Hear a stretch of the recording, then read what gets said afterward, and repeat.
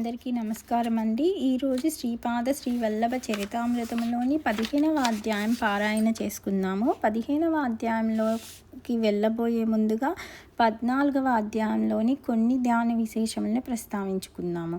దత్తానంద స్వాముల వారి ద్వారా శంకర భట్టుకి తానికి స్వయముగా శ్రీపాద శ్రీవల్లభ స్వామి వారు ఆయన చేత కళ్ళు తాగించారు, ఆ కళ్ళు అని అమృతముని తాగించారు అనేసి తెలుసుకున్న శంకర భట్టుకి ఆ విషయం తెలుసుకొనగానే మొత్తం తన కళ్ళ ముందున్న విశ్వమంతా అదృశ్యమైనట్లు తోచినదని, ఈ అనంత చైతన్య శక్తి మహాప్రవాహము తరంగముల వలె తనపై ఎగిసిపడినట్లు అనుభవమైందని, ఆ అనుభవంలో నేను అనున్నది పూర్తిగా నశించిపోయి సమస్త సృష్టి కూడా ఒక స్వప్నం వలె కనిపించిందని ఆయన అద్భుతంగా శంకర భట్టు గారు వివరించారు మాస్టర్స్. ఇది ధ్యానం చేసే సాధన చేసే వ్యక్తికి ఇది ఒక అద్భుతమైన చాలా విశిష్టమైన అనుభవం మాస్టర్స్. సో శంకర భట్టు గారికి అంతటి గొప్ప అనుభవంని ప్రసాదించారు.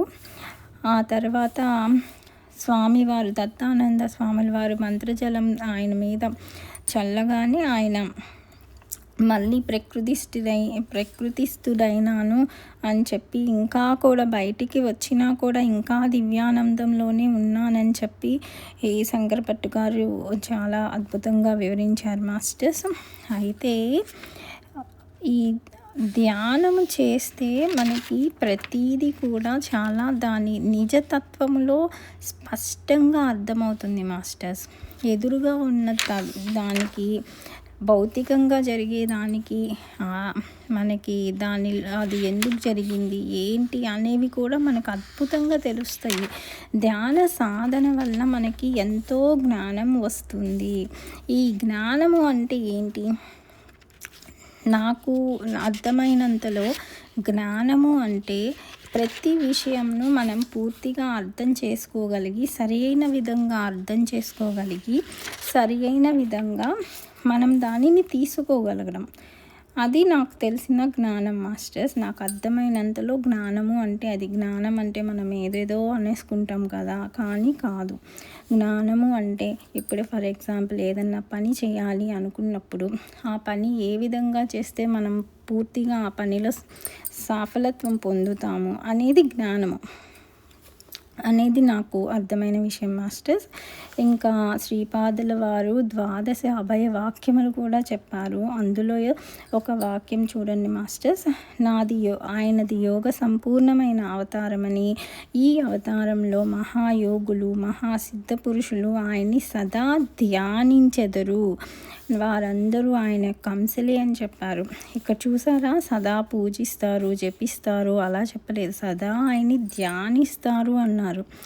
అర్థం చేసుకోండి మాస్టర్స్, ఇక్కడ ధ్యానంతో కనెక్ట్ అయి ఉన్నారు ఎవరు? మహాయోగులు మహాసిద్ధ పురుషులు. ఆ స్థితికి వెళ్ళడానికి వారెంతో సాధన చేసి ధ్యానం చేసి వెళ్ళాలి. ఆ తర్వాత కూడా ధ్యానం ద్వారానే ఆ మహా చైతన్యంతో కనెక్ట్ అయి ఉన్నారు మాస్టర్స్.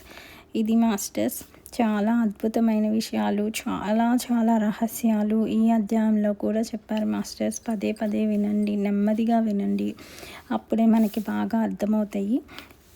ఇప్పుడు 15వ అధ్యాయంలో పారాయణ చేసుకుందాం మాస్టర్స్. శ్రీపాదరాజం శరణం ప్రపత్యే. అధ్యాయము 15. బంగారప్ప సుందర రామశర్మల వృత్తాంతము.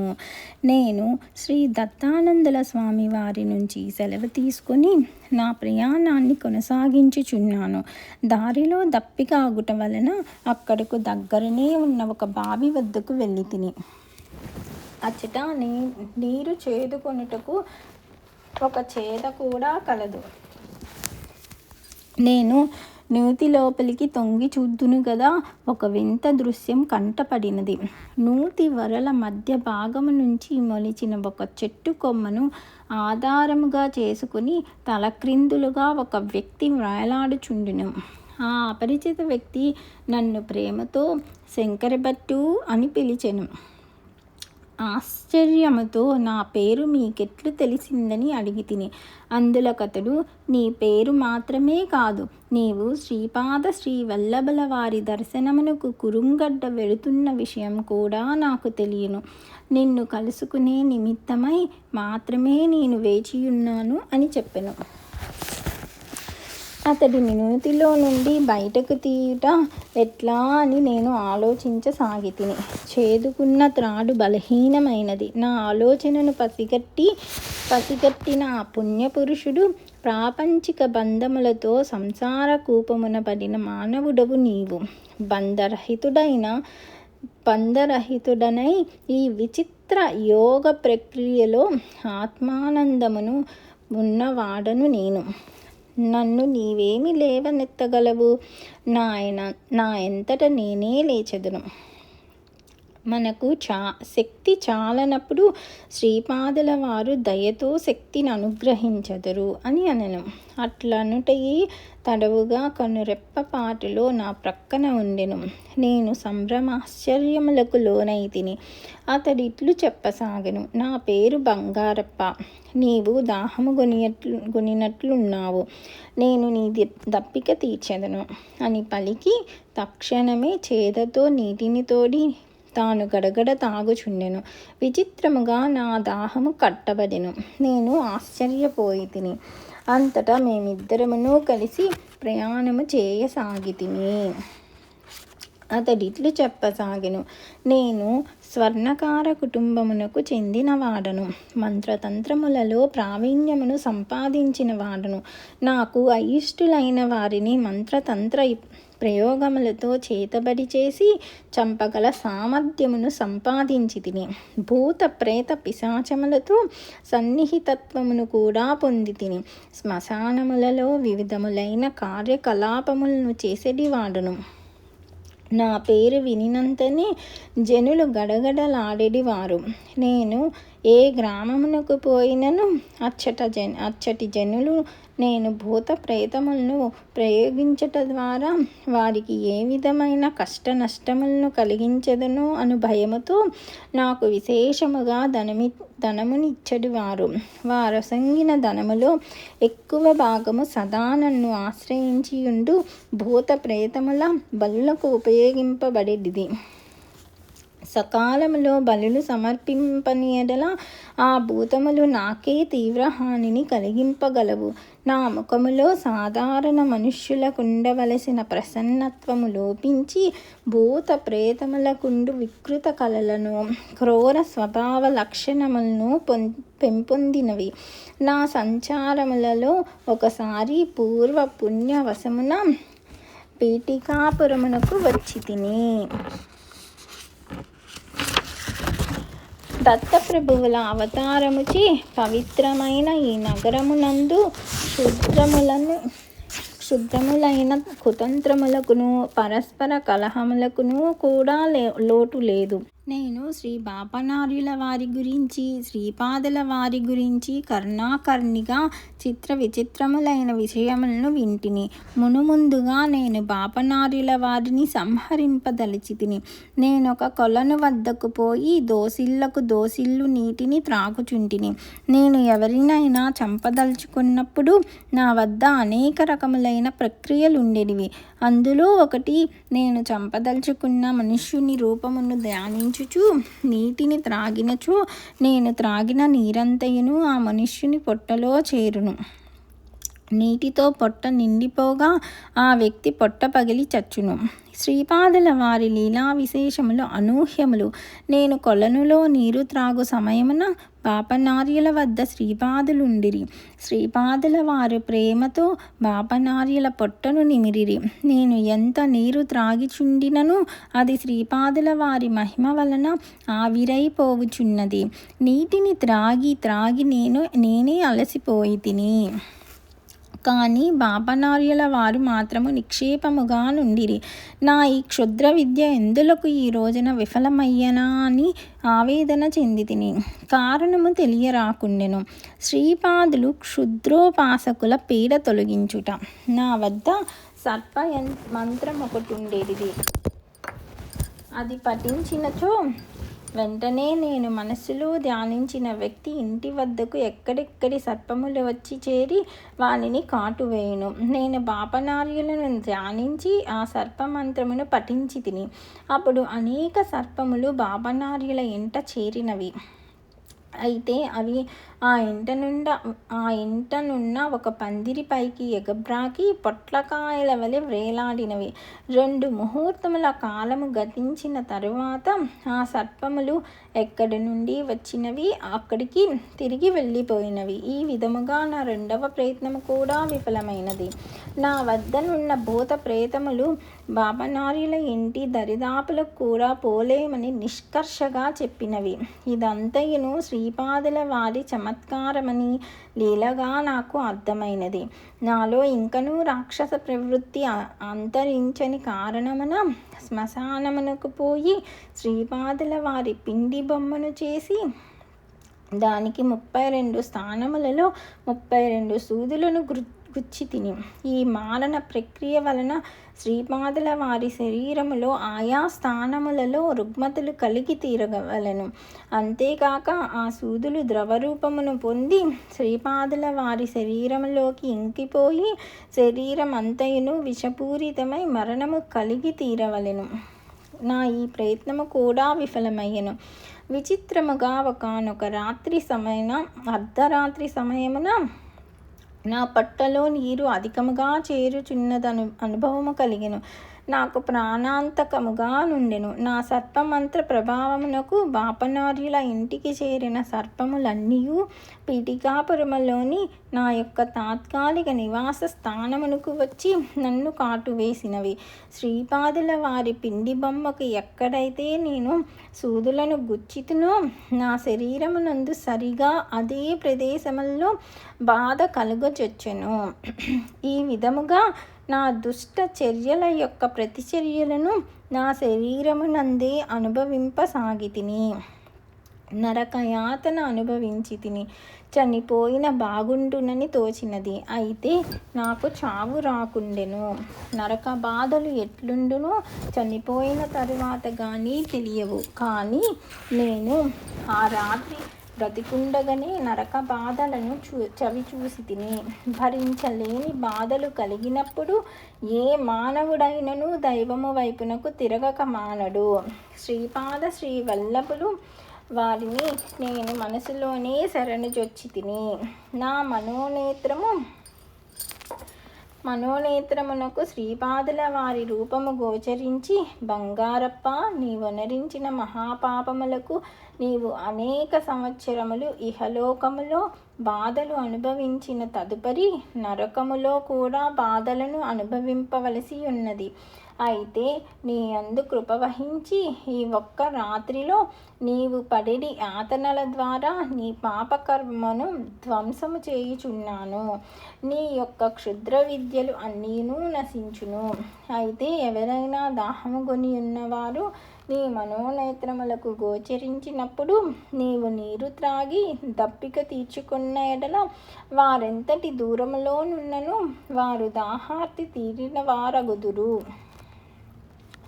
తల క్రిందులుగా వేలాడుట అను ఒకనొక యోగ ప్రక్రియ కలదు. దానిని అభ్యసించినచో నీవు ఆనంద ప్రాప్తిని పొందగలవు. నేటి నుండి సాత్విక ప్రవృత్తిని అనుసరించి జీవింపుము.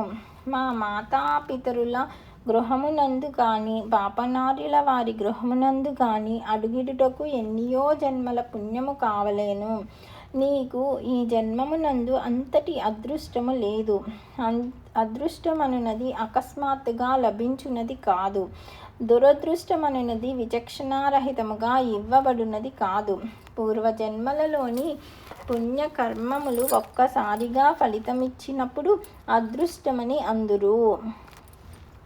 పాపకర్మములు ఒక్కసారిగా ఫలితమిచ్చినప్పుడు దురదృష్టమని అందురు. ప్రాణము నొసంగునది పరమేశ్వరుడు కనుక ప్రాణము తీయు అధికారము కూడా పరమేశ్వరునికి మాత్రమే కలదు.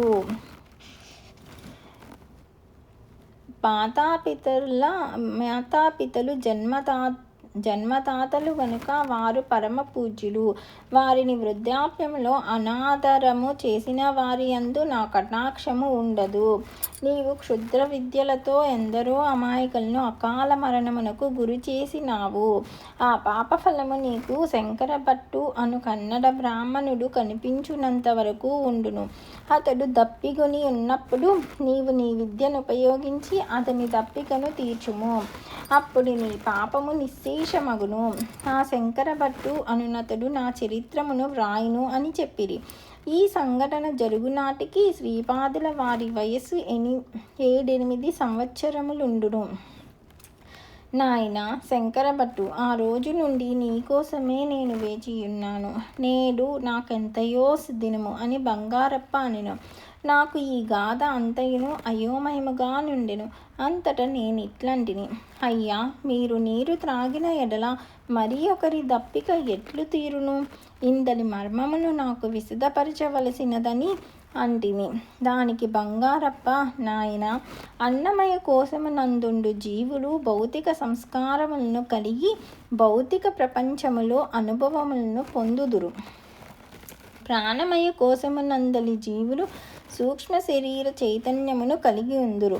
మనోమయ శరీరమునంది జీవులు మానసిక ప్రపంచముతో సంబంధమును కలిగి ఉందురు. విజ్ఞానమయ కోశమునందలి జీవులు దానికి సంబంధించిన ప్రపంచముతో సంబంధమును కలిగి ఉందురు. ఆనందమయ కోశమునందలి జీవులకు ఆనందానుభవము ఉండును. ప్రాణశక్తిని ఒకానొక యోగ ప్రక్రియ ద్వారా నేను ఇతర జీవుల ప్రాణమయ శక్తితో అనుసంధానమునర్చితను. తద్వారా ఈ తాదాత్మ్య భావము వలన ఇది సాధ్యమగును. ఒకానొక యోగ ప్రక్రియ ద్వారా పూర్వకాలమున వాలి తన ఎదురుగానున్న వాని కంటే రెట్టింపు బలమును శక్తిని పొందుచుండెను. అందువలననే రాముడు వాలిని చెట్టు చాటు నుండి వధించెను. విశ్వామిత్ర మహర్షి రామలక్ష్మణులకు బల అతిబల అను 2 పవిత్ర మంత్రములను ఉపదేశించెను. ఈ మంత్రముల స్పందనలకు అనుగుణముగా ప్రాణశక్తిని సిద్ధపరచుకొనిన ఎడల విశ్వాంతరాళమునందున్న విశ్వశక్తిని తనలోనికి ఆకర్షించుకొన వీలగును. శరీరము పరిశుద్ధమైనది కానిచో ఆ శక్తి మన శరీరంలోనికి ప్రవేశించునప్పుడు విపరీతమైన బాధ కలుగుటయేగాక ఆ శక్తిని నిలుపుకొనలేక మరణము కూడా సంభవించును. పరిశుద్ధతా క్రమములో మానవ శరీరములు 12 దశల్లో కలవు. శ్రీరాముని శరీరము 12వ దశకు చెందినది. శ్రీ దత్తుని శరీరము 12వ దశకి కూడా అతీతమైనది. అందువలన దత్తావతారులైన శ్రీపాదుల వారి యందు అనంత శక్తి, అనంత జ్ఞానము, అనంత వ్యాపకత్వము సహజ సిద్ధముగా ఉండును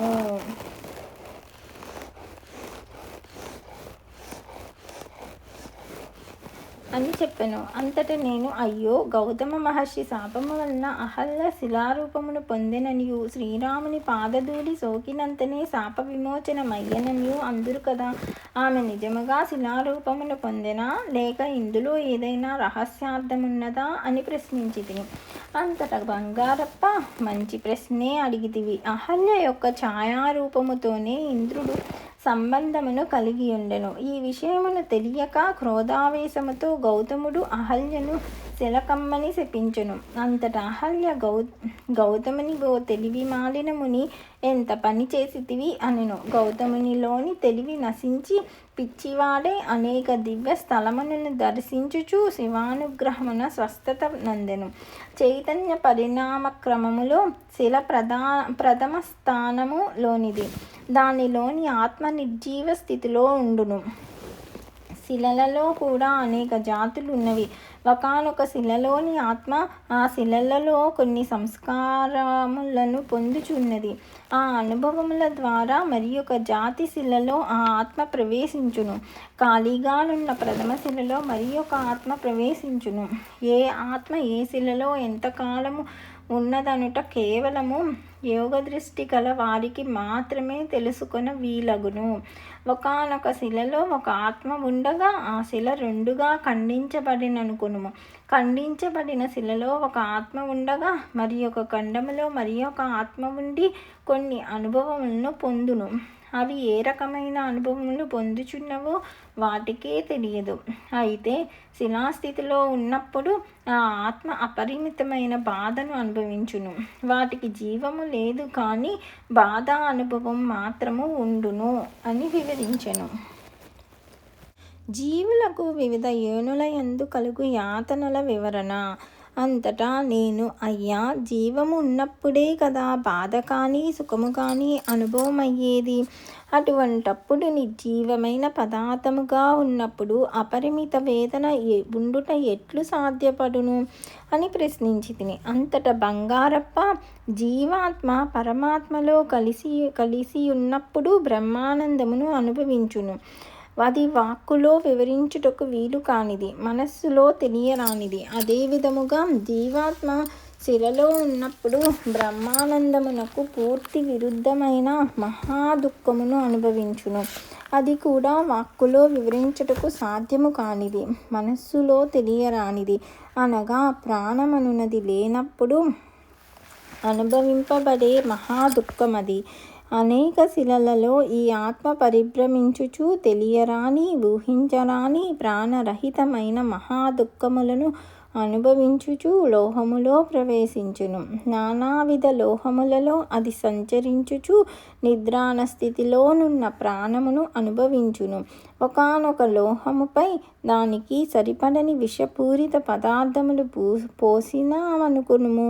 దానిలోనున్న ప్రాణము నిద్రాణ స్థితిలోనే బాధను అనుభవించి ఆ లోహమును విడిచి మరి ఒక లోహములోనికి ప్రయాణించును. లోహ జాతులలో తాదాత్మ్యము నొందిన ఆత్మ పరిణామ క్రమములో వృక్షములో ప్రవేశించును. ఇది వరకు నిర్జీవ పదార్థముగానున్నప్పుడు నిద్రాణమై ఉన్న ప్రాణము ఇప్పుడు చైతన్యవంతమై నిటారుగానో వాలుగానో ఉండవలెననిది సంకల్పమును కలిగి ఉండును. అయితే దృఢత్వమునకు ఏర్పాటైన వ్రేళ్ళు భూమిలోనికి చొచ్చుకుపోయి దాని పరిణామమునకు వీలు కలిగించును. ఆత్మ ఈ విధముగా అనేక రకముల వృక్ష జాతులలో ప్రవేశించి అనేక అనుభవములను పొందుచు సగము జీవన సహితముగను సగము జీవరహితముగను ఉండేటి స్థితి నుండి వెలువడి క్రిమికీటకములుగా పరిణతి చెందును. ఈ దశలో చలనము కావలెననిది దాని సంకల్పము నెరవేరును. ఈ విధముగా అనేక క్రిమి కీటకాదులుగా అనేక సంస్కారములను పొందుచు మత్స్య రూపమును పొందును. ఆ తరువాత పక్షి రూపమును పొందును. అనేక రకముల పక్షుల రూపములో అనుభవము పొందిన తదుపరి 4 కాళ్ళు కలిగిన జంతువుగా జన్మించును. జంతువులలో పరమ పవిత్రమైన గోజన్మను పొందును. మానవులకు తల్లివలె క్షీరము నొసంగుట చేత తనకు తెలియకుండగానే పుణ్యమును సంపాదించును. వృషభ రూపములో ఆహార ధాన్యముల ఉత్పత్తిలో సహకరించుటచే పుణ్యము సముపార్జితమగును. తరువాత జన్మమునందు మానవ శరీరమును పొందును. సంస్కారముల వలన ఆలోచనలు కలుగును. అవి చేతలుగా మారును. ఈ విధముగా పుణ్యకర్మలు పాపకర్మలు చేయబడుచుండును. సాధన పథమున సప్త భూమికల విచారణ. మానవుడు తన పరిణామ క్రమములో సప్త భూమికలందుండును. మొదటి భూమిక యందు స్థూల దేహేంద్రియములు సూక్ష్మ దేహేంద్రియములు ఏకకాలములో ఉపయోగించబడును.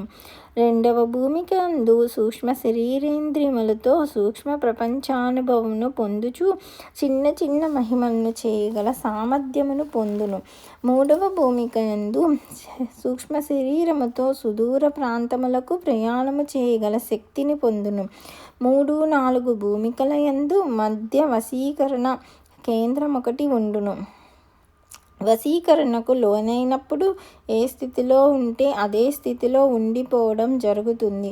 గౌతముడు అహల్యను శపించినప్పుడు చాలా దిగ్భ్రాంతికి లోనైంది. అప్పుడు ఆమె తాను శిలా చైతన్యములోనున్నట్లు భావించుకున్నది.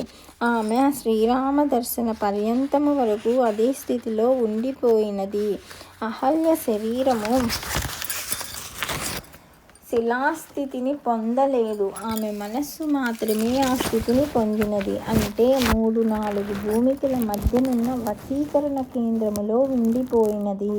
శ్రీరాముని పాదధూళి సోకగానే ఆమె మనోపుష్పము వికసించనారంభించినది. ఆమె తిరిగి తన సహజ స్థితిని పొందినది. 4వ భూమికకు చేరిన ఆత్మకు అత్యంత విస్తారమైన యోగశక్తులు లభించును. తమ యోగశక్తులను లోక కళ్యాణార్థము అంతరాత్మ ప్రబోధానుసారం వినియోగిస్తే పై స్థితులలోనికి పోయే వీలుంటుంది. అట్లుగాక పాపకార్యముల నిమిత్తము తుచ్చమైన స్వార్థ ప్రయోజనాల కోసము ఈ శక్తులను వాడితే పతనావస్థను చెంది శిలా చైతన్యంలోనికి పడిపోవడం జరుగుతుంది. ఆ తరువాత అనేక వేల జన్మల నెత్తిన గాని మానవ జన్మలోనికి అడుగుపెట్టే అవకాశం ఉండదు. 5వ భూమికలోనున్నవారు సంకల్ప జ్ఞానులు. 6వ భూమికలోనున్నవారు భావజ్ఞానులు. సంకల్ప జ్ఞానులు దైవ సాక్షాత్కారం కోరుతూనే ప్రాపంచిక కార్యకలాపములను కూడా సాగిస్తారు. భావజ్ఞానులకు ప్రాపంచిక కార్యకలాపముల ధ్యాస చాలా తక్కువగా ఉంటుంది. 7వ భూమికలోనున్నవారు పరమాత్మయందుండే అనంత స్థితి యొక్క జ్ఞానమును పొందగలుగుతారు అని తెలియపరచును. అవతార పురుషులకు సాధకులకు గల వ్యత్యాసము. బంగారప్ప చెప్పిన మాటలను ఆలకించిన తదుపరి నా మనస్సులో కొన్ని సందేహములు కలిగినవి. వాటిని తీర్చుకొను నిమిత్తం ఇట్లు ప్రశ్నించితిని. అయ్యా, జీవులకు మాత్రమే పరిణామక్రమముండునా, లేక అవతారములకు కూడా ఇవి వర్తించునా? అంతటా బంగారప్ప అవతారములు కాలానుగుణ్యముగా వచ్చుచుండును. మానవుడు భగవంతుడైన ఎడల సమర్థ సద్గురువని పిలువబడును. దైవము మానవుడిగా వచ్చిన ఎడల అవతారమనబడును. మత్స్యము నీటిలో వడిగా పరిగెత్తగలదు. కూర్మము నీటిలోనూ భూమి మీద వడిగా ఉండగలదు. వరాహము అనగా ఖడ్గమృగము భూమి మీద వడిగా పరిగెత్తగల జంతువు. నారసింహము మృగములలో శ్రేష్టమైన సింహపు ముఖాకృతితోనూ మిగిలిన భాగము మనుష్య రూపముతోనూ ఉన్న అవతారము. యాచనా ప్రవృత్తిని గల తమోగుణ ప్రధానముగా వచ్చినది వామనావతారము. రజోగుణ ప్రధానముగా వచ్చినది పరశురామావతారము. సత్వగుణ ప్రధానముగా వచ్చినది రామావతారము. త్రిగుణములకు అతీతమైన నిర్గుణ తత్వ ప్రధానముగా వచ్చినది శ్రీకృష్ణావతారము. కర్మ ప్రధానముగా వచ్చినది బుద్ధావతారము. సమస్త సృష్టిలోని ఏకత్వమునందలి అనేకత్వమును, అనేకత్వమునందలి ఏకత్వమును తన యందే నిలుపుకొని వచ్చిన అత్యంత అద్భుతమైన అత్యంత విలక్షణమైన యుగావతారము శ్రీపాద శ్రీవల్లభావతారము.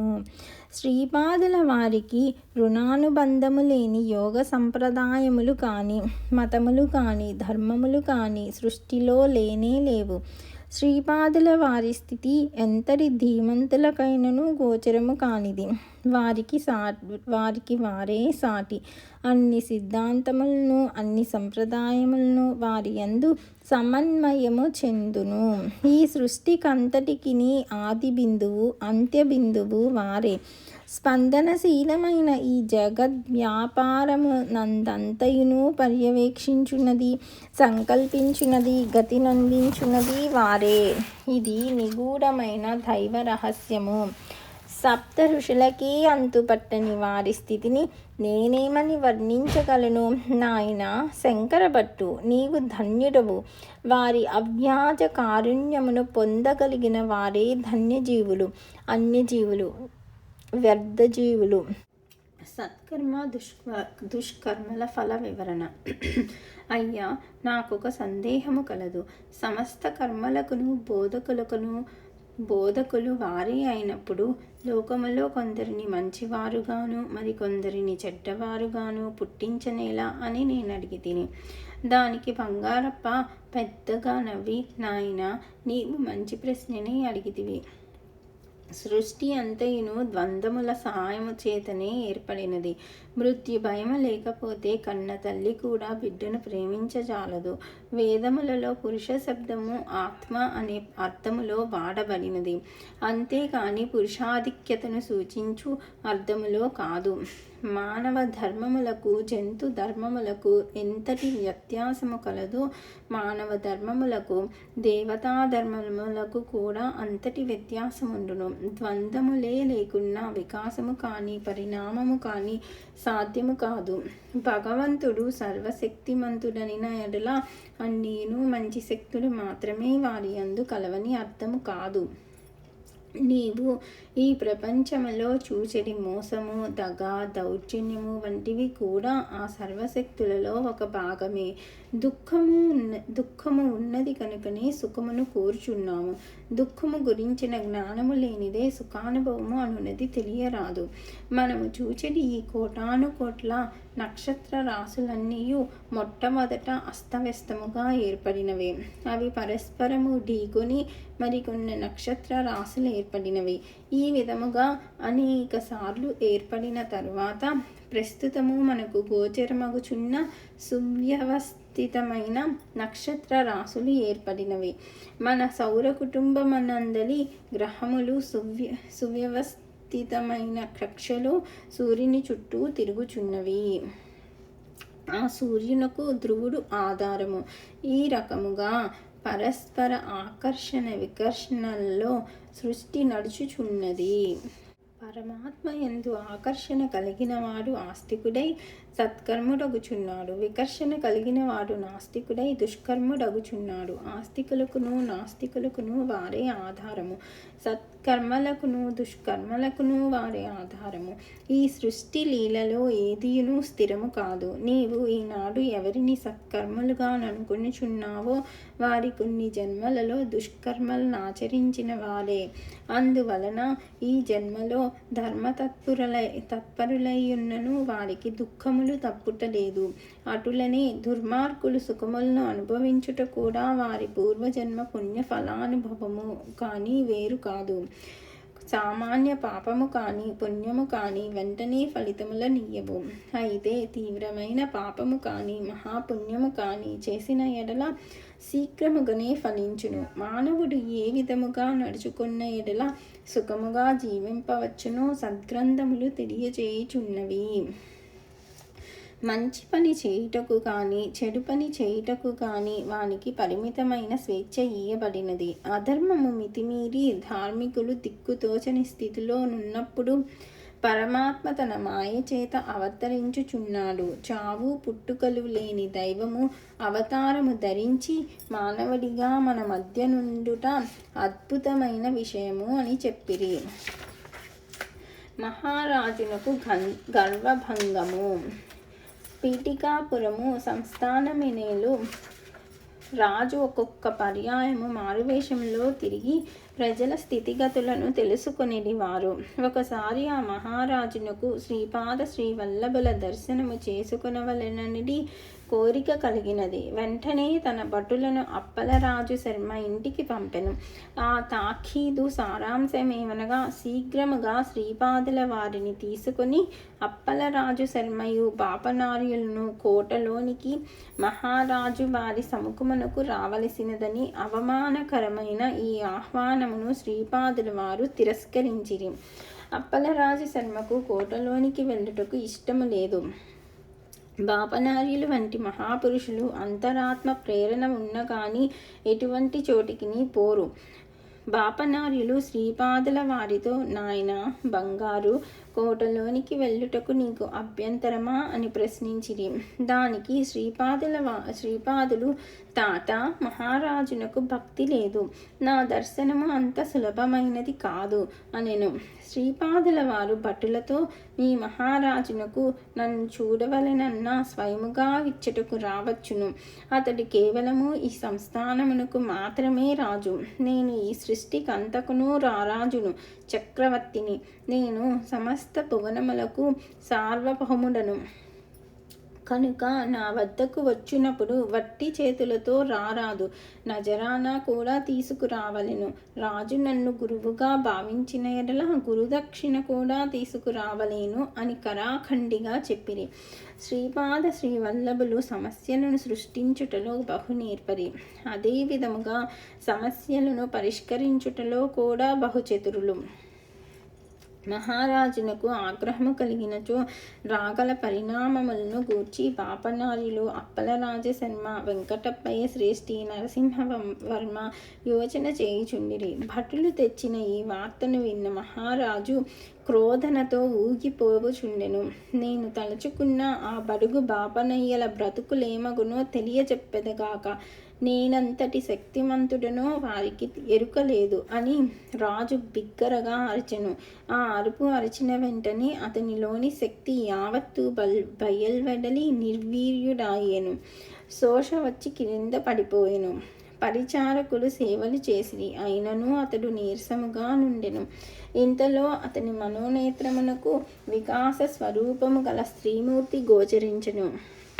నేనే శక్తిని, నీలోనికి ఉరుకుచున్నాను అని అరుచుచు అతనిలోనికి బలవంతముగా ప్రవేశించెను. ఆ శక్తి ధాటికి తట్టుకొనలేక అతని ఎముకలు చూర్ణం అయినట్లు అనుభూతి కలిగెను. వెంటనే నాలో నుండి వెళ్ళిపో అని అతడు హీనస్వరముతో అరిచెను. ఇదిగో వెళ్ళిపోచున్నాను అని అరుచుచు ఆ శక్తి మహాధాటితో బయటకు పోయెను.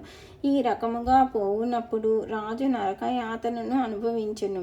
ఈ రకముగా శక్తి ప్రవేశించుటయు శక్తి బయల్వెడలుటయు జరుగుచుండెను. ఈ రెండు ప్రక్రియల ద్వారా అతనికి నరకయాతన అనుభవమగుచుండెను. రాజపురోహితులైన సుందరరామశర్మకు భటుల ద్వారా వర్తమానము అందించబడెను. వారు స్వయంభూదత్తునికి అర్చన చేసి తీర్థమునిచ్చిరి. దత్త విభూతి నోట పెట్టుకొనిన తదుపరి శరీరంలోనికి శక్తి రాకపోకలు నిలిచిపోయిను. అంతటా శర్మ ఇట్లనిరి, మహారాజా, చూచినారా మా అర్చన యొక్క శీఘ్ర ఫలము. మీరు శ్రీపాదుని దర్శనము కోరిరి, అది మీకు వ్యర్థము. వారి ఇంట కాలాగ్ని సమన దత్తమూర్తి ఉన్నాడు. ఆ పూజా విశేషమున అప్పలరాజశర్మకు చిన్న చిన్న శక్తులు సిద్ధించినవి. బాపనార్యులు మంత్రానుష్ఠానమున ఏవో కొన్ని శక్తులను పొంది ఉన్నారు. ఇంకా వెంకటప్పయ్య శ్రేష్ఠి వైశ్యుడు మంచి వస్తువును నకిలీ వస్తువుగా తర్కము చేసి చౌకగా కొనగలడు. నకిలీ వస్తువును మంచి వస్తువుగా నమ్మించి విక్రయము చేయగలడు. అభూత కల్పనలతో అద్భుత శక్తులను శ్రీపాదునకు అన్వయించి భజన చేయుచున్నాడు. నరసింహవర్మ సుక్షత్రియుడైనను మూర్ఖుడై శ్రీపాదుని దత్తావతారమని స్తుతించుచున్నాడు. మీరెంత మాత్రము చింతన పొందవలదు. మా అనుష్ఠానము చాలా గొప్పది. మహారాజంతటి వారు ఆజ్ఞాపించిన రాననుటకు ఎన్ని గుండెలు. ప్రభువుల వారు బలవంతముగైనను శ్రీపాదుని ఇచ్చటకు తీసుకురాగలరు. ఈ మాటలు ముఖస్థుతుడు విన్న రాజు నీరసముగా బలవంతముగా వారిని ఇచ్చటకు రప్పించిన ఎడల నాకు కలుగు లాభమేమి? పైపెచ్చు నాకు అపకీర్తియే మిగులును. శ్రీపాదుల వారి వద్ద కొన్ని క్షుద్ర విద్యలు ఉన్నట్లు నాకు అనుమానముగా ఉన్నది. నా పైన శ్రీపాదుడు శక్తి ప్రయోగము చేసినాడు. లేకపోయినా ఈ శక్తి నా శరీరమున రాకపోకలు సాగించనేలా దీనికి మీరు తరుణోపాయము చూపవలెను. మీరు మా కుల పురోహితులు, మా శ్రేయస్సును కాంక్షించువారు అని పలికెను. అంతటా శర్మ ఇట్లనెను, మహారాజా, దత్త పురాణమును బ్రాహ్మణుల చేత పారాయణ చేయించవలెను. స్వయంభూదత్తునికి అర్చనలు చేయించవలెను. బ్రాహ్మణ సమారాధనము చేయవలెను. భూరి దక్షిణలు నసంగవలెను. అష్టాదశ వర్ణముల వారికి అన్నదానము చేయవలెను. ఈ విధముగా చేసిన ఎడల దత్తుడు ప్రసన్నుడగును. శ్రీపాదుని ఆటకట్టును. క్షుద్ర శక్తుల బాధ నివారణమగును. రాజపురోహితుని కోరిక మేరకు రాజు కావలసిన ఏర్పాట్లను అన్నింటినీ చేయించెను. పీఠికాపుర ప్రాంతమునందు చాలా అడవులు కలవు. పీఠికాపురమున చోర భయము జాస్తి. దత్త పురాణమును పారాయణ చేసేటి రోజు నుండి నగరములో దొంగతనములు విస్తారముగా జరుగుచుండెను. రాజు వాటిని అరికట్టుటలో వ్యర్థుడాయెను. రాజునకు పీడకలలు కూడా జాస్తి అయ్యెను. కొండ నాలుకకు మందు వేసిన ఉన్న నాలుక ఊడిపోయిన విధముగా బాధలు మిక్కుటమవసాగెను. రాజునకు తన పితరులు స్వప్న దర్శనమీయసాగిరి. బక్క చిక్కిన దేహములతో ఆవురావురని అన్నము కోసము వడిగాపులు పడు బిచ్చగాళ్ళ వలె నుండిరి. ఏమిరా, మాకు శ్రాద్ధ భోజనం పెట్టుటలేదేమి? మేము ఈ ప్రేతదేహములోనే ఉండవలెనా? మాకింక సద్గతులు లేవా అని ప్రశ్నించిరి. మీకు శాస్త్రోక్తముగా శ్రాద్ధ కలాపములను చేయుచున్నానని రాజనెను. నీవు చేయుచున్నావు సరే, కానీ అవి మాకు అందుటలేదు. అనుష్ఠానవంతుడైన బ్రాహ్మణుడు మంత్రపూర్వకముగా కర్మకలాపమును నిర్వర్తించినప్పుడును అదే విధముగా శ్రాద్ధము పెట్టువాడు శ్రద్ధాభక్తులతో శ్రాద్ధము పెట్టినప్పుడును మాత్రమే అవి పితరులకు సద్గతిని కలిగించును అని పితరులు రాజుతో ననిరి. కనులు మూసినను తెరిచినను పితరుల యొక్క ఈ గోలతో ఆర్తనాదములతో రాజునకు రాత్రి సమయమందు నిద్రయే లేకుండెను. పులి మీద పుట్ర అనునట్లు రాజుగారి పెండి కావలసిన కుమార్తెకు భూతబాధ కలిగెను. జుట్టు విరియబోసుకుని వికటాట్టహాసము చేయుచు ఇంటిలోని వస్తువులను అవతల పారవైచుచుండెను. భోజనమునకు కూర్చున్నప్పుడు అన్నములో పురుగులు ధారాళముగా కనిపించుచుండెను. ఉన్నట్టుండి వస్త్రములకు నిప్పంటుకొనుచుండెను. అన్నదానము జరుగు చోటుకి రాజు వచ్చి వీక్షించినప్పుడు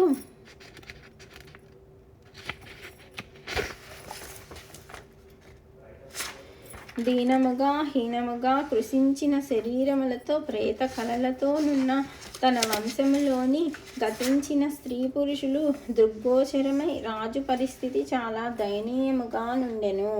సుందరరామ శర్మ ఇంట కూడా పరిస్థితులు బాగుండలేదు.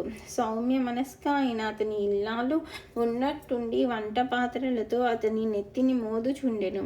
శర్మ కుమారుడు త్రాడునొక దానిని తెచ్చి తన తండ్రిని స్తంభమునకు కట్టివేయుచుండెను. శర్మ కుమార్తె తన తండ్రి మీద బుమ్మి వేసి తన పాదరక్షలతో ముఖము వాయుగొట్టుచుండెను. శర్మ భోజనము కోరినప్పుడు ఎండుగడ్డిని తెచ్చి తినమని పెట్టుచుండిరి. తినకపోయిన వాతలు కూడా పెట్టబడునని బెదిరించుచుండిరి. శర్మ నియోగించిన బ్రాహ్మణులు మాత్రము దత్త పురాణమును పారాయణ చేయుచుండిరి. పారాయణానంతరము వారు భోజనము చేసిన తదుపరి భూత ప్రేత పిశాచములు యథేచ్ఛగా ఇంట తిరుగాడుచు భయభ్రాంతులను చేయుచుండెను. కొందరు స్త్రీలు వికృతముగా నవ్వుచు, నీవు ఏ రాజునకు పౌరోహిత్యము చేయుచున్నావో ఆ వంశములోని పైతరముల వారు పరాయి స్త్రీలను మాతృ సమానులుగా ఎంచక బలవంతముగా అనుభవించిరి. ఆ స్త్రీలు ఎవరో కాదు, మేమే. మా భర్తలతో మమ్ము సుఖముగా సంసారము చేసుకోనీయక మహాపరాధములు చేసిరి. మేము ఈ రాజవంశము మీద పగ తీర్చుకోదల్చితిమి. మీరు మాకు పిండ ప్రదానము చేసినంత మాత్రమున మాకు సద్గతులు ఏమీనూ కలుగవు. రాజద్రవ్యమును పొంది భూరి దక్షిణలు పొంది ద్రవ్యశుద్ధి లేని ఆ ద్రవ్యమునకు అధికారులైన వారు గనుక మేము మీ కుటుంబములను కూడా వేధించదలిచితిమి అని పలుకుచుండిరి. పారాయణ చేయు బ్రాహ్మణులను సుందరరామ శర్మయును మహారాజును కూడా భయభ్రాంతులై దత్త పురాణము పారాయణ చేసిన శుభఫలములు సిద్ధించునని విన్నాము. కానీ ఇది ఏమి విపరీతము! ఈ పురాణ పఠనము వలన శంకరుడు ప్రసన్నుడై తన భూత ప్రేత పిశాచ గణములతో సహా కరాల నృత్యము చేయుచున్నాడు. దత్త పురాణ పఠనము నా విష్ణువు ప్రసన్నుడై తమకు మాత్రము భోజన సదుపాయము లేకుండా చేసి అన్నాదులై వచ్చిన బిచ్చగాళ్లకు అనుగ్రహమును ప్రసాదించుచున్నాడు. బ్రహ్మదేవుడు ప్రసన్నమై అశ్లీలములు నింద్యములు అయిన వాక్కులతో తమను వేధించు వారిని సృష్టించినాడు. ఆహా! దత్త పురాణ పఠనము వలన ఈ పద్ధతిలో బ్రహ్మ విష్ణు మహేశ్వరుడు ప్రసన్నులై వాక్కుల చేత హింసించి చావటానికి కూడా వీలు లేకుండా విష్ణుతత్వముతో రక్షించి భూత ప్రేత పిశాచములకు ఆనందము కలిగించడి నాట్య కళలతో జీవోత్సవములుగా చేసడి ఎడల అటువంటి దత్తభక్తి మాకు జన్మజన్మలకు వలదు ప్రభో అని పరితపించుచుండిరి. సృష్టిలో మానవుడు కూలియే, కూలి ఇచ్చువాడు శ్రీపాదుడు. వెంటనే బ్రాహ్మణులను సుందర రామశర్మయును మహారాజును శ్రీపాదుల వారిని శరణుజొచ్చిరి. అంతటా శ్రీపాదులు వారు, ఈ సృష్టిలోని ప్రతి మానవుడును కూలియే, నేనే యజమానిని. నేను ప్రసన్నుడనైన ఎడల నీకు రావలసిన దానికంటే ఎక్కువ కూలి ఇచ్చెదను. అప్రసన్నుడైన ఎడల నీ దుష్కృత్యమునకు ఎంత కూలి తగ్గించవలనో అంతా తగ్గించియే ఇచ్చెదను. ఆలయములో స్వయంభూదత్తుడుగానున్నది నేనే, కాలాగ్ని శమన దత్త రూపములో నున్నది నేనే. జీవుల యందు కరుణతో శ్రీపాద శ్రీవల్లభ రూపములో వచ్చి ఉన్నాను. నాకు ముఖమునకు మంగళహారతినిచ్చి పాదములకు మేకులతో దిగగొట్టిన ఎడల మీకు ఫలమేమి చిక్కును? నా తల్లిదండ్రులు ఎవరనుకున్నారు? ఈ దత్త పురాణములోని విష్ణుదత్తుడును అతని భార్యయును ఈ కలియుగములో అప్పలరాజు శర్మగాను సుమతి మహారాణిగాను జన్మించిరి. ఒకానొక కల్పమందు శ్రీ విఘ్నేశ్వరుని కుమారులైన లాభుడు, మరి ఒక కల్పమందు లాబాద మహర్షి, బృహత్శిలా నగరమందు భాస్కరాచార్యులుగా వచ్చినది కూడా పాపనార్యులు. వారి గోత్రము వైశ్య కులమున జనించిన వారికి గౌరవ పాత్రమైనది. నేను గణేష చతుర్థిని అవతరించుట కూడా దివ్య సంకల్పములో భాగము. వాసవి కన్యకా పరమేశ్వరి అవతారము నుండియు పైండా వెంకటప్పయ్య శ్రేష్ఠి గారితో రుణానుబంధము, సింహాచల క్షేత్రమునందలి నృసింహ రూపములో రుణానుబంధము కలిగిన వత్సవాయి నరసింహవర్మ నిజంగా పుణ్యాత్ములు కనుకనే వారికి నాతో ఈ అవతారములో సంబంధము కలిగినది. వారి ప్రేమ, వారి వాత్సల్యము నన్ను జన్మ జన్మలకు కట్టివేయుచుండును. నేను నృసింహ సరస్వతిగా అవతరించినప్పుడు సాక్షాత్తు బాపనార్యుల పోలికతోనే జన్మించెదను. వారి రాగి పాత్ర నుండి జలమును గ్రహించి ప్రోక్షించి ఇచ్చటనున్న భూత ప్రేతములకు విముక్తి కలిగించినట్లే నృసింహ సరస్వతిగా అవతరించినప్పుడు నా గంధర్వ నగరమునకు వచ్చిన భక్తుల నావహించిన భూత ప్రేతములను పారద్రోలి ఆ భూత ప్రేతములకు సద్గతిని కలిగించెదను. సంపద ఉన్నంత మాత్రమున గర్వింపరాదు. నీ వద్దనున్న సొత్తుకు ద్రవ్యశుద్ధి ఉండవలెను, లేకున్నచో దుఃఖములు కలుగును. నీవు పుణ్యవంతుడనని గర్వించిన ఎడల నీవు ఎంత మాత్రము పుణ్యవంతుడవు కావు. నీ చిట్ట ఆవజ్జ నా వద్దనే ఉన్నవి. దయతో వాటిలో పాపకర్మ ఫలములను రద్దు చేసి తినని చెప్పుచున్నాను.